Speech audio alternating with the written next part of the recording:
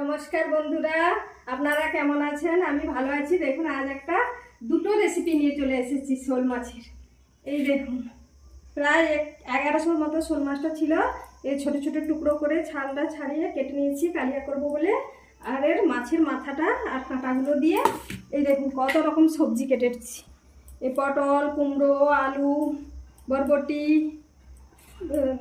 ঝিঙে, বেগুন আর অল্প শাক, এগুলো দিয়ে একটা মিক্স ভেজ মতো বানাবো মাছের মাথা দিয়ে।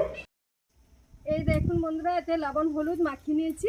এবারে একে একে আমি মাছগুলো ভেজে নেব। মাথাটা সুন্দর করে ভেজে নিয়েছি, এবারে তুলে নিচ্ছি।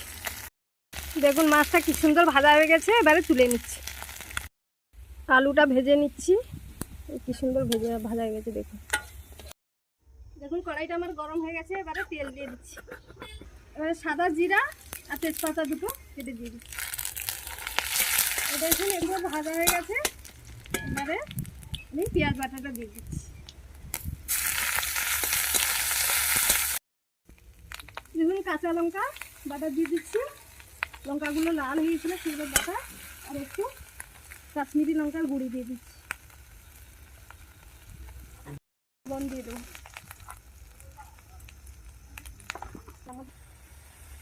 হলুদের গুঁড়ি দিয়ে দিচ্ছি, আর একটু আদা রসুন বাটা দিয়ে দিচ্ছি।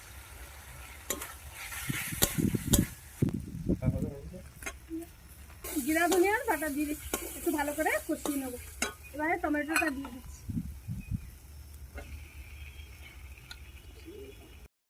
এই দেখুন মশলাটা আমার কি সুন্দর কষানো হয়ে গেছে, এবারে জল দিয়ে দিচ্ছি।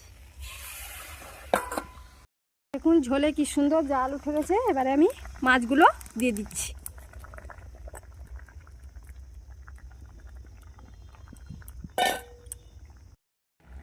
দেখুন কালিয়াটা কি সুন্দর আমার হয়ে গেছে।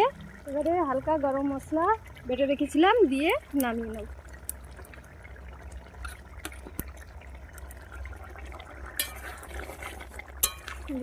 কি সুন্দর গা মাখা হয়ে গেছে।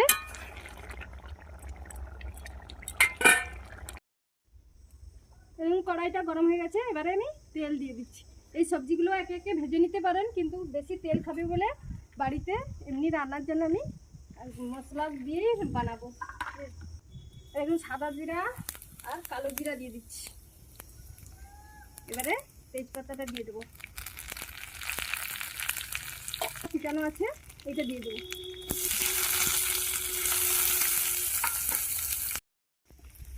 দেখুন পেঁয়াজটা আমার ভাজা হয়ে গেছে, এবারে শুকনো লঙ্কা